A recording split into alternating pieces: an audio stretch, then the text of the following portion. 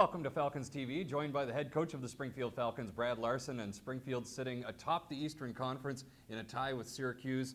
What do you think of the start of this team? A good start. We're happy where we're at, but we're certainly not patting ourselves on the back yet. We've been going through a little bit some injuries and some adversity, but I've liked our compete. I've liked the efforts most night here, other than maybe one or two games. The guys have grasped what we've been trying to do structurally, and that's the most important thing early on in the season. What challenges do you face with this team? Well, everything's about chemistry, I think, and I think the one advantage we have with the lockout is getting everybody together early. So you had opportunities to try certain guys with different combinations and deep pairings and that type of situation. As far as challenges, I think it's no different than any other team. You're just trying to stay consistent. And I think with our team, it's the same thing. Our mandate is no matter, winning or where we're at in our schedules, we want to play the same way every night, and make sure that teams are having to react to us and not the other way around. On Wednesday, the Falcons dropped a game against Wilkes-Barre-Scranton, but bounced back with a pair of wins in Norfolk. How key was that? It was real big. I think Wilkes-Barre was probably the slowest start we've had of the year.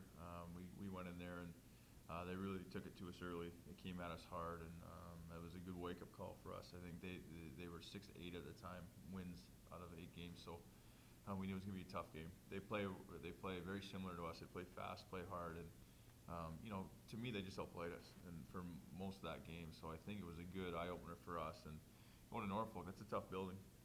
They're a good team, especially at home. And we went in there and talk about adversity that first game, man. We went through a lot of it with the penalties and some calls that may or may not agree with, but they were calls nonetheless. And guys were having to step up and play out of position, and I was really proud of our effort there. And then to follow it up on the Saturday with the same kind of effort, having Paul Dayton go in and some other guys who haven't played. You have Tim Spencer coming in the lineup, hasn't played his first 2 games of the year. You have Jake Hansen, who hasn't played much, and Sean Collins moving up in the lineup. And I thought, you look at the Smith Chaput and Spencer line, brought great energy for us, drew some penalties, scored a goal there in the Saturday game. So we had guys that were filling in and giving big contributions. Will Weber's another guy.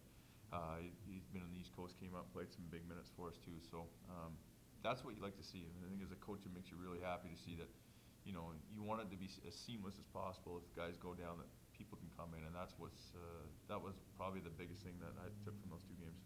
A lot of positives on the Springfield team. You have to look at the goaltending, though, first and foremost. Curtis McElhenney has been brilliant. Paul Dayton steps in, plays a couple games, and he was terrific as well. Absolutely. You're only as good as your goaltending. I firmly believe that. It doesn't matter what level you're at. You can have the best D and forwards in the world, but if your goalies can't make the saves that are required by them, then you're going to struggle. You might find ways to win, but to win consistently, you got to have really good goaltending. And Curtis, what a start he's had. He's coming off injury last year, but again, he's been a true pro. He's came in very prepared. I think for the challenge he faced was just seeing how his body was going to react early, and I think he did a really good job of making sure that physically he was ready, and then he kind of let the game come to him as he got more acclimated to our systems. And he's been solid. He's made all the saves that we need him to make, and then he always finds a way to make 1 or 2 special ones, it seems, every night. So it instills confidence in your team. And then you have a guy like Paul Dayton, it's a really tough job because you're with a guy like Curtis, the way he's playing, he hasn't had a ton of opportunity to get in that. He's played 2 games, and he's only allowed 2 goals both games.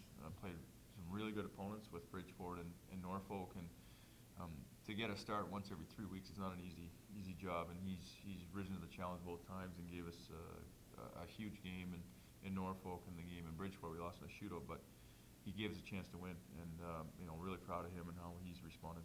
Yeah, talk about the forwards as well. A lot of balance scoring there, and that must be nice for you.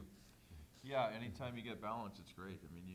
Teams are going to key in on your best players. There's especially on the road when they get their matchups. You have the Ryan Johansson and Marchessault and Cam and Calvert, Jozanovic. Those guys are going to see a lot of attention. So if you don't have balance, sometimes it really makes it tough for you to win, especially on the road because of the matchup situation. But you look at Saturday, we had 4 goals from a D-man, and our forward scorer was Dalton Smith. So you get that kind of 5-goal production from your crew, and it gives you more confidence that you can find different ways to score, and I think that's very important. Yeah, you're spreading it around, as you mentioned, on the D as well, and they've been playing lock solid back on the blue line.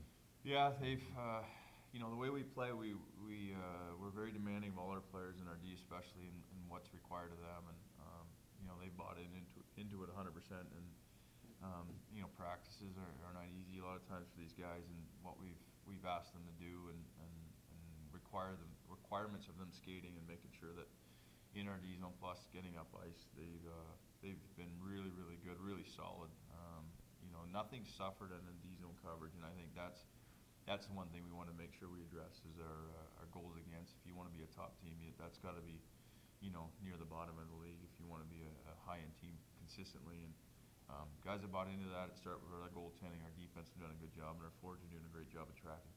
The American Hockey League has extended the icing rule. What do you make of that rule?